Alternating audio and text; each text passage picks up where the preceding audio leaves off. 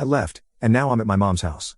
I don't feel like I had a winning answer. Was I supposed to lie to a hypothetical question? Edit. I keep getting the same question about why I left my house. Even though I may own the house, it was late, and I didn't want my pregnant wife out late at night. She told me to leave, so I knew it was either me or her, and I didn't want it to be her. Yes, I have taken off work to comfort and help her in any way she needs during this pregnancy, and I do not put her second.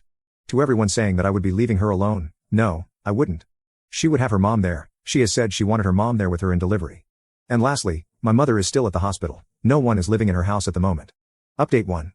So, I went back home yesterday afternoon. She wasn't there, and I assumed she was at her mom's house. She came back in the evening, and we had a talk about what happened. She did apologize for asking the question, and she said that when she thought about it, she understood my answer because she would do the same. I asked her why she asked, and she said she didn't know and thought I was going to pick her since I normally do. I kinda just said okay and moved on. I did tell her I want marriage counseling after or even before the baby is born. She asked why, so I told her how I felt, and she denied it and wanted proof. Then she started crying and got mad and told me to sleep in the guest room instead of kicking me out, so I guess I got a win there. Anyways, she also told me that she no longer wanted me in the delivery, which I was fine with. I understand to an extent where it's coming from. Thanks for the advice y'all gave, some good and bad advice, and sorry if my comments came off as mean. Update 2. Hello everyone, this will probably be my last and final update. I've read a lot of your comments, and I did apologize, not for bringing up marriage counseling, but for the timing I brought it up, and that I did show her proof. She forgave me and told me I was still not going to be at the birth of our child. I said to her that it was okay and that I had accepted it, and I wasn't going to fight her on her choice. I did tell her that I think she and I both need some space before the baby comes, to which she agreed.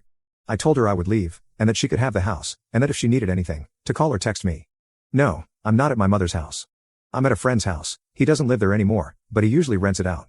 To all of you asking why I don't kick her out, it's because I'm the only person who makes money in the house, and I know especially now, if I kick her out, it will be called financial, emotional manipulation, or even abuse. So it's better a lot of times if I leave. Yes, I do plan to go back home when the baby is born, and to someone who asked, I do plan to take paternity leave. No, she does not know where I'm at. She didn't ask, so I didn't tell, mainly because her family would be knocking on my door. To people who I know are going to ask why I'm not fighting harder to be in the delivery room, I've learned that some things I cannot control, and one thing is people. If she doesn't want me in there, I won't be.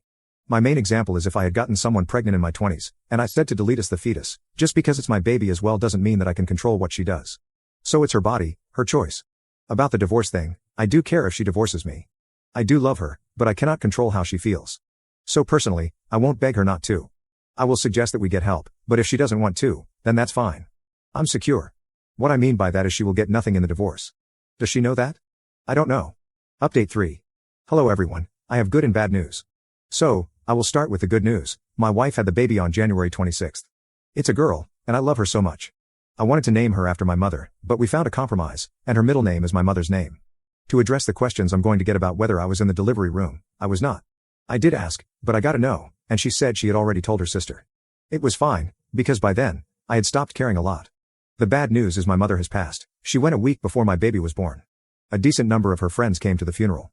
If you go back up a sentence, I said I had stopped caring a lot. She didn't come to the funeral, she made stupid excuses, and I just said forget it. It was nice, though I am mad that she wasn't there when I needed her. So, I haven't been talking to her much so I won't yell at her. We talk about the baby and her, and other than that, we don't talk. I'll bring up marriage counseling in a few weeks, but for now, I'm going to enjoy my baby and love her.